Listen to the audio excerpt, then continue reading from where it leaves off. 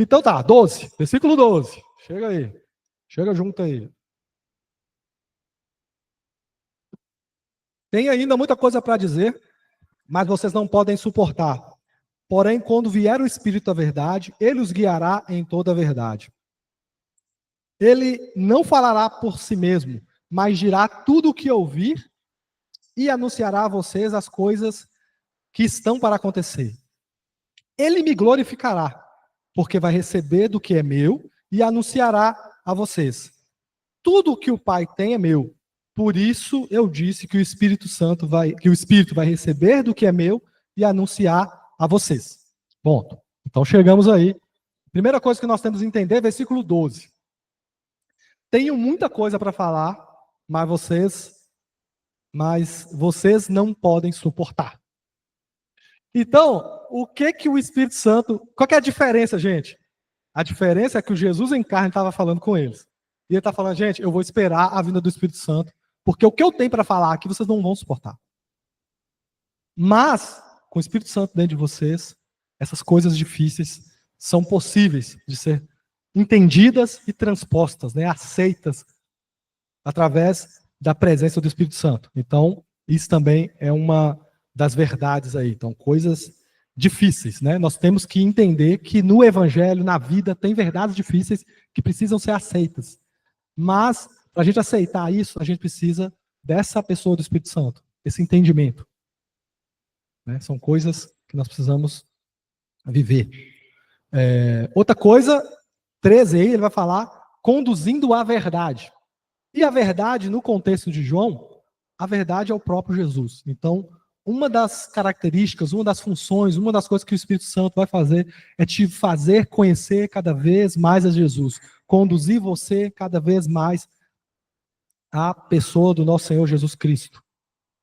1 Timóteo 4, de 1 a 2, vai falar assim, ó, o Espírito afirma claramente que nos últimos tempos alguns se desviarão da fé, dando ouvido a espíritos enganadores e a ensino de demônios, que vem de indivíduos hipócritas e mentirosos, cuja consciência está morta. Então, essa profecia, né, dessa carta de Paulo a Timóteo, ele vai falando que nos últimos tempos, ou seja, imagino que nós estamos cada vez mais próximos desses últimos tempos, certo? E ele vem falando que a arma de Satanás, a arma mais poderosa de Satanás, vai ser o engano. Então ele vai te convencer de fazer um negócio errado e você acha que você está certo. Eu nunca esqueci, né? Eu acho que o irmão Alisson leu um livro há uns anos atrás, e na escola que a gente tinha dos levitas, ele estava falando que o falso profeta, ele não sabe que é falso profeta. O falso profeta acha que é profeta de Deus. Ele acha que está fazendo as coisas certas, mas é falso. Ele está enganado. Ele está servindo ao Satanás, atrapalhando a obra de Deus. Mas com certeza no coração está fazendo o que é certo. É por isso que a gente tem que sondar a nossa vida todos os dias. Por isso nós temos que pedir para o Espírito Santo, sonda, me fala se eu estou certo, se eu estou errado, eu vou tomar essa decisão aqui agora, eu vou fazer isso aqui. Por favor, Espírito Santo, não deixa eu fazer errado. Me diz o que eu tenho que fazer. Eu me submeto totalmente à sua vontade. Cuidado, gente, para você não ser o joio. O joio não sabe o que é joio. O falso profeta não sabe o que é falso profeta. Por quê? Porque ele foi enganado por mentiras. Né? Por mentiras que vêm de indivíduos hipócritas, cuja consciência está cauterizada. Eu vou falar a verdade, gente. Tem muito teólogo de internet aí que está bagunçando a cabeça de muita gente. Pessoas boas, pessoas, né, que a gente conviveu. Tinha um que eu convivi aqui por muitos anos na igreja. Um dia eu sentei na mesa e ele falou, a Bíblia contém a palavra de Deus, mas tem muita coisa lá que está errada. Tem muita coisa ali que não sei quem, não sei o que.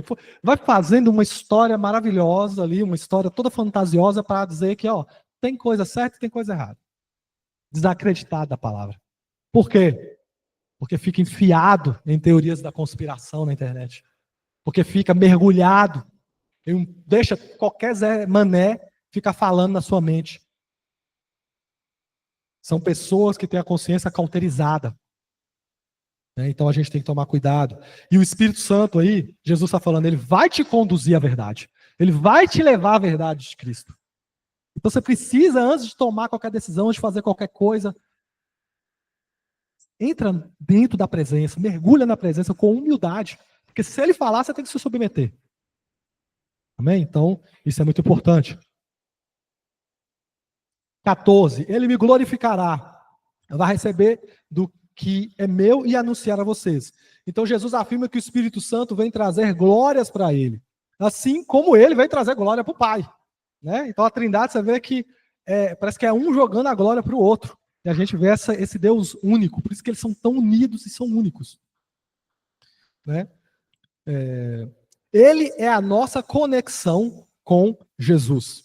Então, a primeira coisa que nós temos que entender, né, que o Espírito, ele veio glorificar Jesus, e ele é a nossa, até coloquei essa imagenzinha, né, a nossa conexão com Jesus. Então, nós passamos a ouvir as palavras de Jesus, nós passamos a entender o que Jesus quer especificamente da nossa vida através do Espírito Santo. Nós entendemos a palavra quando a gente lê através do Espírito Santo. Porque tem muita gente que já leu a livra de capa a capa, mas que não se entrega a Jesus. Né? Há uns anos atrás eu vi uma das conversas de Jô Soares, né? Uma daquelas entrevistas do Jô Soares. Ele já leu a Bíblia várias e várias vezes, de capa a capa. Ele conhecia muito de Bíblia. Mas ele não se entrega a Jesus. Não se entregou. Porque para entender aquilo, a ponto da sua alma clamar por misericórdia, a entender que eu sou um pecador e eu falar assim, eu preciso de salvação, precisa da obra do Espírito Santo na vida dessa pessoa. A pessoa precisa se entregar ao Espírito Santo. Então Jesus está falando que é Ele, é através do Espírito que você ouve a Jesus. Ele é a nossa conexão. E aí vem a pergunta, né? Você tem ouvido a voz do Espírito? Você tem ouvido a voz de Jesus na sua vida? A gente precisa entender isso. Você tem ouvido a voz de Jesus na sua vida? E por que, gente? Uma das principais características do cristianismo, uma das coisas que mais se difere o cristianismo das outras religiões é o quê? É que a figura central da nossa fé, ela está viva. Ela está viva. Você encontra o túmulo de Maomé. Pessoas vão para lá, fazem cerimônias, celebram, mas ele está lá, está morto. Você encontra o túmulo do Buda. Está lá. Mas, quando você vai no túmulo de Jesus, esse túmulo está vazio. Ele não está lá. É só para você ver aquele lugar vazio e saber que ele ressuscitou, ele está vivo. E voltar lá atrás. Nossos irmãos entregaram a vida por essa verdade. Porque eles entenderam, se Jesus, eu vi Jesus ressuscitado, eu não posso me dobrar a César. Porque o Império Romano, gente, não tinha problema deles adorarem a Jesus. O problema deles é não adorar César. O fato deles não adorar o imperador como Deus fez com que eles tivessem que pagar com a vida, muitas vezes. Por quê? Porque o Império Romano era muito sincretista. Todo quanto é religião eles aceitavam, desde que você também adore o imperador. Você podia adorar tudo quanto é coisa. No The Chosen vai falando lá eu não sei se vocês viram, quem assiste The Chosen conhece lá, o centurião romano vai falando, quando eu quero uma boa viagem, eu vou pro Deus fulano. Quando é Dionísio, quando eu quero isso, eu vou pro Deus fulano. E quando eu quero aquilo, então é meio que uma demonstração, como que o romano agia naquela época. Então ele tinha um Deus para cada situação da vida dele. Então não tinha problema aparecer mais um Deus lá. Desde que você também adora o imperador. Tanto é que se você for pegar os relatos históricos dos imperadores dando pena de morte para os cristãos, sabe qual que era a acusação? Ateísmo. Eles vão chamar de ateus. Porque eles não queriam adorar o imperador. Então muitos cristãos foram mortos com a pena de um ateu. Eles são ateus, eles não adoram o imperador. Entendeu? Então, é isso, gente. Então, voei aqui, mas no final das contas você precisa, se você não está ouvindo a voz de Jesus, a Andréia quer falar? O microfone lá para ela. Se você não ouve a voz de Jesus, é porque você ainda não tem essa conexão, ou essa conexão está enfraquecida na sua vida. Porque é o Espírito Santo que vai fazer você ouvir a voz de Jesus. Né? Pode falar, irmã Andréa. Diego, eu fiquei um pouquinho confusa e eu queria que você esclarecesse um pouquinho para a gente. Quando você fala que o falso profeta não sabe que é um falso profeta e o joio não sabe que é joio. Por exemplo, essa semana eu vi um vídeo que está rolando aí nas redes sociais de um pastor, numa igreja aí muito famosa. Ele começa a falar em línguas e entrega uma profecia para uma moça. E que Deus estaria dando um livramento de morte para ela e que esse livramento estaria se estendendo para a mãe dela também. E aí ele vai e fala o nome da pessoa, né? E aí o pessoal leva o microfone, né, para entrevistar a moça, para confirmar, testificar que a profecia dele é verdadeira e tal, e pergunta, quem é fulana de tal? Aí fala, né, é minha mãe. Só que a mãe já havia falecido há uns 7 meses, então todo mundo percebe que ele, né, inventou e tudo mais. E aí tem lá o pessoal que estava presente no culto comentando que ele teve a informação antes, né, sobre o nome da mãe da pessoa, mas ele não sabia que ela havia falecido, aí ele vai lá e comete essa gafe, ele dá esse fora e tal. E aí eu fiquei vendo aquilo, eu penso assim, ele fingiu um dom de línguas, fingiu falar em línguas como se ele tivesse, fingiu que estava recebendo, né, uma revelação de Deus, do Espírito Santo, para aparecer para os outros pastores que estavam lá, para a igreja e tal. Ou seja, ele tinha consciência do que ele estava fazendo, ele sabia do que ele estava fazendo, né? E quando a gente fala assim, quando se fala assim, porque o falso profeta não sabe que ele é falso profeta, o joio não sabe que ele é joio, Deus é um Deus justo, Deus não iria castigar a pessoa por algo que ela não sabia, assim, nesse sentido. Aí eu queria que você explicasse um pouquinho, porque eu fiquei um pouco confusa. Eu falei baseado em predominância, tá? Então, realmente, tem gente que é picareta mesmo. Ele sabe que está enganando, ele está inventando, ele é um estelionatário. Tem gente que sim. Mas tem gente que está vivendo um pseudo-cristianismo. Então, ele começa a interpretar as coisas ali, pegar meias verdades, o diabo sopra na cabeça dele algumas mentiras e ele sai soltando e enganando pessoas atrás de pessoas. E esses são os piores. Talvez são os mais difíceis de refutar, porque ele tem convicção do que ele está servindo a Deus. O próprio Jesus fala lá, eles vão matar vocês, achando que estão servindo a Deus. O próprio Jesus falou. Então, aqueles caras lá, eles estavam eles estavam matando pessoas com a ideia, eu estou servindo a Deus, convicção. O próximo apóstolo Paulo fala, como, quando ele está falando, né, das características dele da época de fariseu, e como do meu zelo, ele fala assim, eu era tão zeloso pela palavra de Deus, que eu persegui a igreja. Você entendeu? Então, ele era falso, mas ele achava que ele era de verdade. Então, na predominância, eu entendo que a maioria das pessoas que estão falando essas mentiras, elas têm uma convicção. Ou então, eles estão até pecando, mas eles vão lá, fazem e acontece. Eles vão lá, fazem, sei lá, dá certo as coisas que eles fazem. Então, eles apesar do que eu estou fazendo, Deus está comigo, porque está dando certo. Então, eles vão se embaranhando nas suas próprias mentiras e vão criando condenação para si mesmo. Né? Então, é por isso que eu falei. Mas, claro, que existe o caso que você falou e não pode fugir disso. Vai falar também? Deixa eu ajudar aqui. Resumidamente? Primeiro, esse caso aí aconteceu na nossa igreja. Veio um cara, ele olhou no Orkut, provavelmente foi Orkut, né? Quem é que namorava com quem, e falou os nomes. Um nome que eu não esqueço era Késia, prima de Aline. Você lembra aquele dia, Aline? Ele foi, chamou Késia e chamou o então namorado dela, que era Paulo. Vocês vão ser abençoados. Todo mundo ficou boca aberta. Paulo, nossa, esse homem é de Deus. E eu achava estranho que ele ficava olhando para mim e não falava nada de mim, porque eu não tinha Orkut. Agora, eu sei que é falso porque Paulo não casou com Késia, casou? Então, falso. Era falso.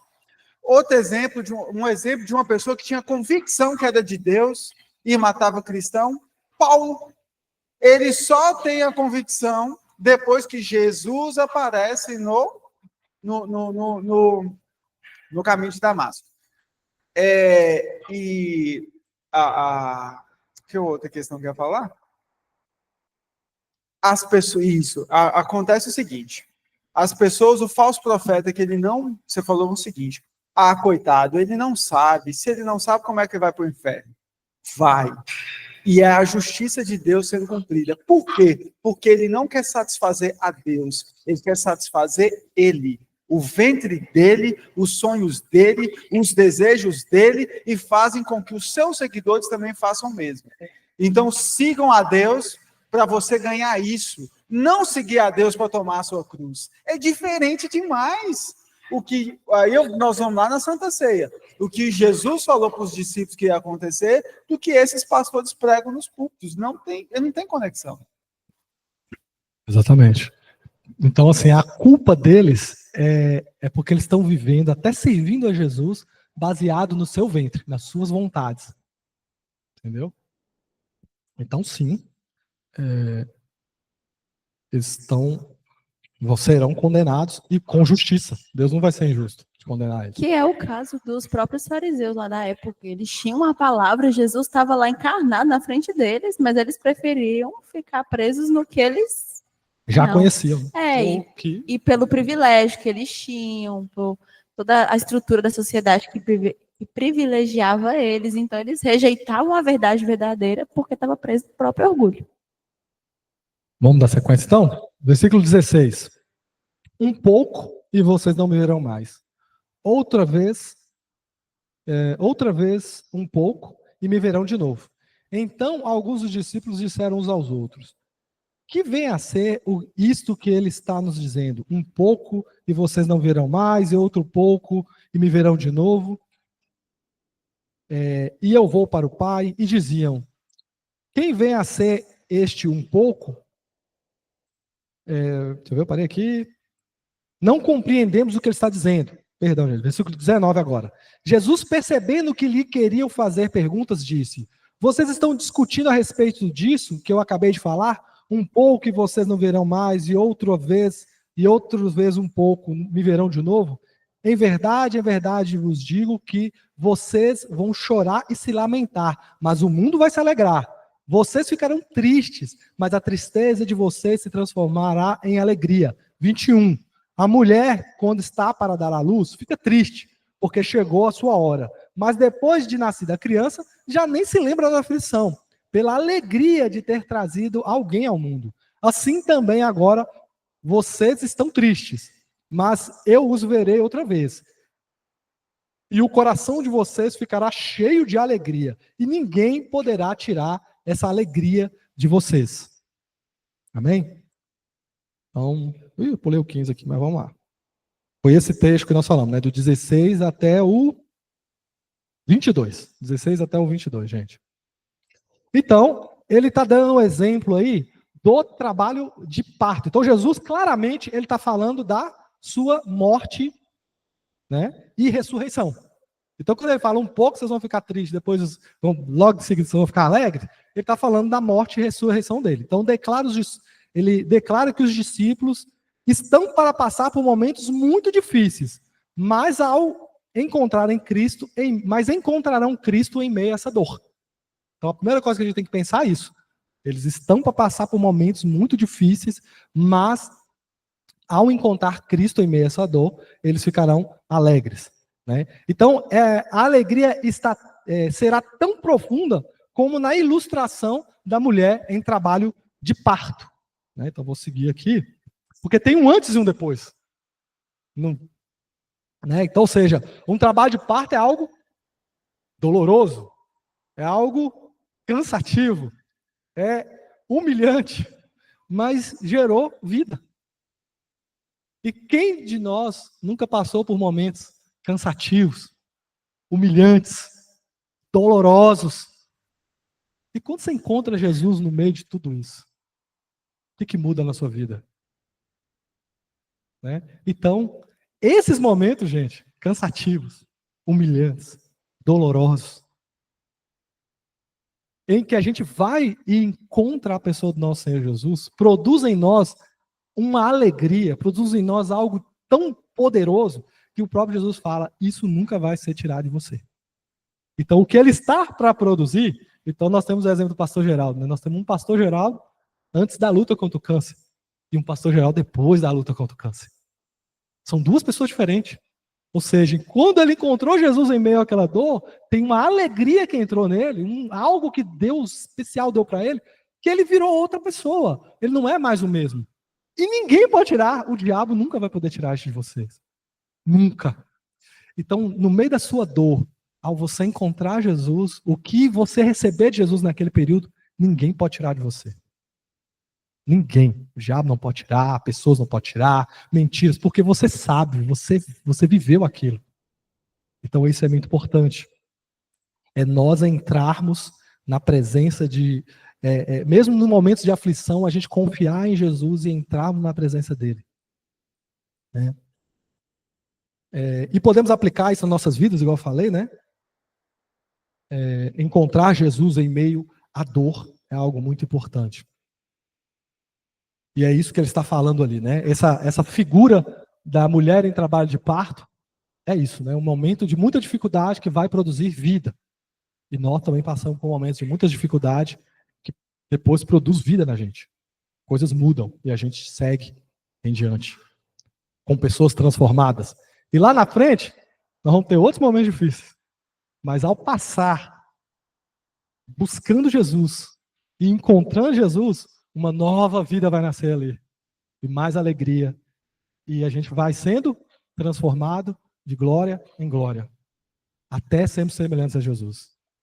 Então nunca murmure nos momentos difíceis. Nunca desanima nos momentos difíceis. Se a dor vier, você sabe quem você vai procurar. Não abra espaço para outra possibilidade, procurar outra pessoa. É só ele que vai te ajudar. A ponto de produzir vida. E muita gente, né, fica tão... Deixa seu coração ficar tão amargurado por causa da dor, que ele aborta a vida que ia ser produzida ali. Entra num estágio de murmuração, num estágio de autocomiseração, num estado que faz com que, em vez de produzir uma vida, toda aquela dor que você está passando, aquela humilhação que você está passando, você aborta, a vida morre. E a humilhação fica, e a dor fica. E o ressentimento fica. Porque uma mãe que está naquele momento difícil, depois vê a criança, é uma coisa. E a que sai com a criancinha no caixão? Duplica. Então, se entrega a Jesus, né? Porque o que ele tem para você, ninguém pode tomar. Eu achei linda essa frase de Jesus, né? Essa alegria ninguém vai tomar de vocês. Versículo 23 ao 24, gente. Naquele dia vocês não me perguntarão nada. Em verdade vos digo. Se pedirem ao Pai alguma coisa em meu nome, ele lhes concederá. Até agora vocês não me pediram nada em meu nome. Peçam e receberão, para que a alegria de vocês seja completa. Então nós somos reconciliados com Deus Pai. Né? Jesus está nos mostrando aí, em Hebreus 10, vai falar assim, ó, portanto, irmãos, por causa do sangue de Jesus, podemos entrar com toda a confiança no lugar santíssimo. Por sua morte, Jesus abriu um caminho novo e vivo através da cortina que leva ao lugar santíssimo. Então, o que Jesus está falando aí, né, no versículo 23, é sobre esse acesso que a morte dele vai trazer a nós. Né? Trouxe a nós, né? Não vai trazer, não, trouxe a nós. Então, a partir desse sacrifício dele, nós temos livre acesso a Deus. Nós podemos falar diretamente com o Senhor. Então, nós temos que lutar, né, contra esse ímpeto que nós temos de ter os nossos gurus espirituais, né? Então, eu tenho alguém e eu fico preso àquelas pessoas porque essas pessoas têm Deus, né? Então, eu vou atrás dela. Deus está com essa pessoa. Não, o Senhor está falando aqui que você pode ir direto no Pai. Então, o bom líder não é aquele que fica o tempo todo trazendo mensagem de Jesus para você mesmo. Não, o bom líder é aquele que te ajuda a você ir buscar a sua mensagem de Deus. Ele te ensina a chegar até Deus. Mas por que na aula de ensino a gente vê pouca gente? Às vezes, provavelmente, em muitos dos casos, a culpa não é da igreja. A igreja está ensinando. As pessoas estão rejeitando. Cada pessoa que não veio é uma pessoa que rejeitou o ensino.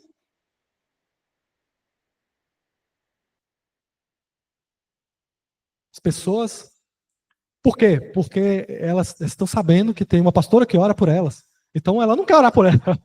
Ela quer uma pastora que ore por ela. Ela não quer fazer jejum. Ela quer que a pessoa faça jejum para ela. Então ela precisa de um guru. Alguém que faça coisa. E vou falar a verdade. Você vai achar seu guru. É só você procurar. Só que tem um preço. O guru tem um preço. Não é de graça. Não é pela graça. Você vai ter que pagar. Mas o problema é que você vai pagar para levar uma coisa falsa. O produto que você vai adquirir é algo falso. Né? Então nós precisamos de saúde espiritual, gente. A saúde espiritual está em buscar o nosso Deus diretamente. A gente está a entrar nessa presença. E claro, gente, eu não estou isolando a possibilidade das pessoas te ajudarem. As pessoas vão te ajudar, sim. Quem está começando realmente precisa de um irmão ali que é mais experiente, que é mais maduro na fé. Às vezes estou passando por dificuldade, eu corro para um irmão, me ajuda em oração. Mas isso não pode ser o tudo. Isso são momentos, mas que você tem que estar caminhando cada dia mais por uma maturidade espiritual, onde você busca Deus diretamente. Peçam e receberão. Então, no versículo 24, né, Jesus nos ensina a dirigir nossos pedidos diretamente ao Pai. Essa intercessão direta, pessoal e específica, nos permite a experimentar a alegria completa ao vermos as nossas orações sendo atendidas. Então, ele fala de uma alegria, irmão Moisés, de você ser atendido numa oração específica. Pede em meu nome para o Pai, para você receber. Ele está falando isso. Ou seja, vai criar uma alegria nova em você. E é claro, gente, pedir em nome de Jesus, e nós já falamos, não é um abacadabra. Tem muita gente que quer usar isso como palavras mágicas. Né? É o Harry Potter gospel. Abacadabra. Não. O nome de Jesus, ele é uma procuração. Ou seja, eu estou indo em nome de Jesus fazer a vontade de Jesus. E aí dá certo. Entendeu? Eu não estou indo em nome de Jesus fazer só o que eu quero. E sim, a vontade de Jesus é que sua filha seja abençoada, irmão Igor. Então você pode, em nome de Jesus, pôr a mão nela e abençoar. A vontade de Jesus é que você seja luz onde é que você for. Então você pode entrar lá na sua faculdade, irmão Luiz, em nome de Jesus. E ser uma luz ali, e brilhar ali, prosperar ali naquele lugar. Amém? 25 para a gente acabar, gente. Hoje não tem como fugir, não. Ah, não, 2 minutinhos a gente acaba. 25. Essas coisas eu falei a vocês por meio de figuras. Vem a hora que não falarei mais por meio de figuras, mas falarei a vocês claramente a respeito do Pai. Naquele dia vocês me pedirão em meu nome, e não lhes digo que pedirem ao Pai, que não lhes digo que pedirei ao Pai por vocês, porque o próprio Pai os ama, visto que vocês me amam, e creem que eu vim da parte de Deus. Vim do Pai e entrei no mundo, mas agora deixo o mundo e vou para o Pai. Então, 25, né, Jesus ele vai falar com clareza. Então, deixa eu para aqui. Então, 25, Jesus vai falar com clareza para os seus discípulos. A partir dali, né, ou a partir da descida do Espírito Santo, tudo vai ser mais claro para eles. Ele continua a insistir no nome de Jesus, né? A pedir, fazer suas orações em nome de Jesus, para que isso produza coisas na sua vida. 27. O amor do Pai. Então, se você ama Jesus e crê nele, o amor do Pai está em você. E você pode entrar confiadamente na presença de Deus. Né? Então, Hebreus 16, assim, aproximemo-nos com toda a confiança ao trono da graça, onde receberemos misericórdia e encontraremos graça para nos ajudar quando for preciso. Né? E aí você pode argumentar, peraí, então você tem que crer em Jesus para Jesus te amar? Porque tem isso, né? A gente sempre fala para todo mundo que Jesus te ama, não é? Mas aqui ele está falando, ó, o Pai ama vocês porque vocês me amam. Ou seja, vocês se entregam, vocês sabem que eu sou de Deus. Aí o Pai ama vocês. Aí você, não, mas e João 3,16 que fala, porque Deus amou o mundo de tal maneira que deu seu Filho unigênito para todo aquele que nele crê, não pereça, mas tenha a vida eterna. Mais contraditório, né? Em João 3,16 ele ama todo mundo. E aqui ele ama só quem ama Jesus, só os salvos. E aí, gente, como que a gente alinha essas duas situações?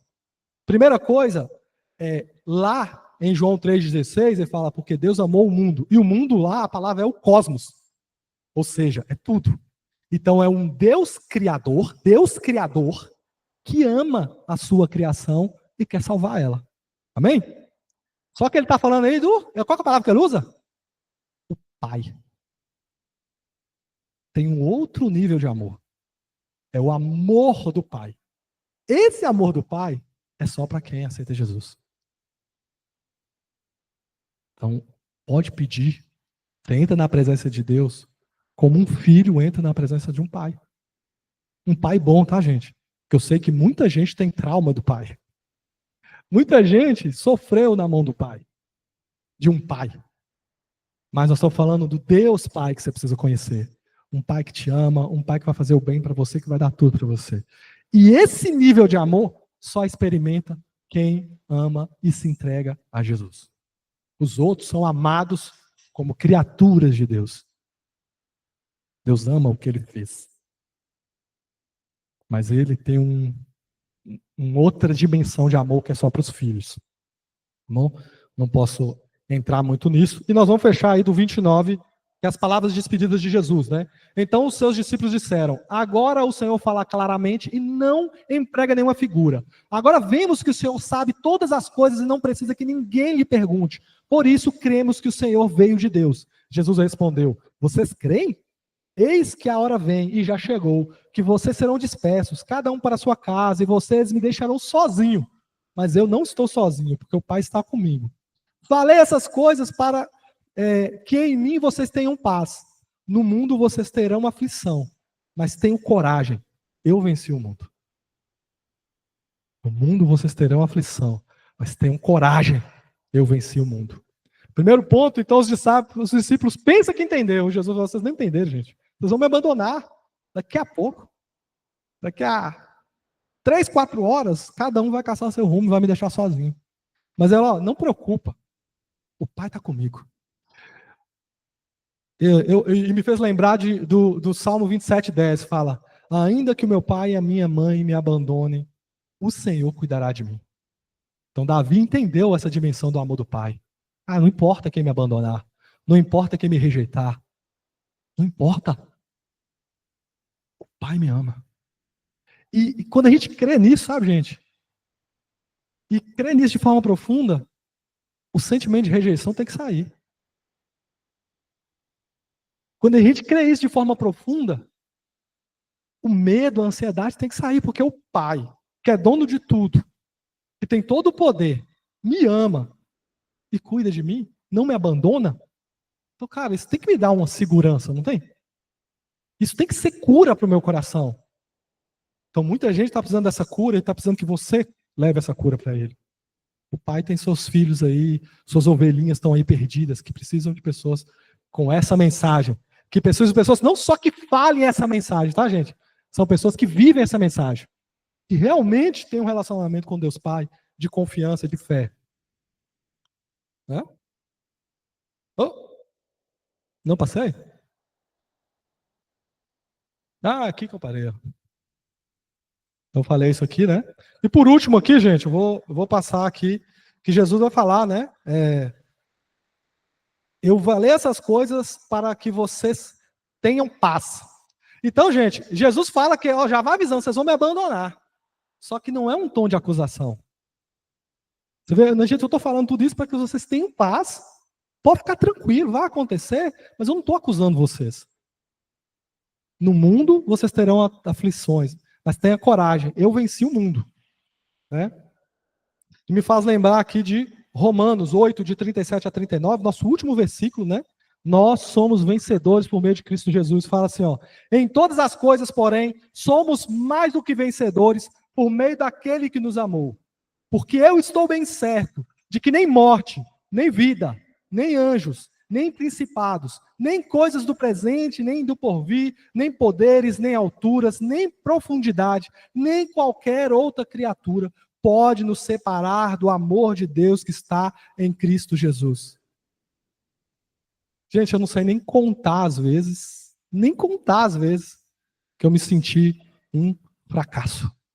Eu me senti um fracassado. Não sei nem te dizer quantas vezes eu senti isso.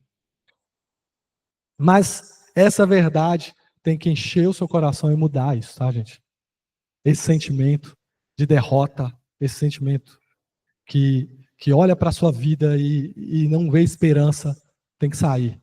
Porque o Senhor, né, o próprio Jesus fala assim, ó, eu venci o mundo. E por causa da minha vitória, você também vai vencer. Seja o que for, você vai vencer. Se apegue a essas verdades e prossiga caminhando em direção à vontade de Deus. Amém, gente? Peço desculpa pelos 8 minutos a mais. Vamos levantar, vamos orar? Amém? Nós encerramos aí o João 16. Glórias a Deus.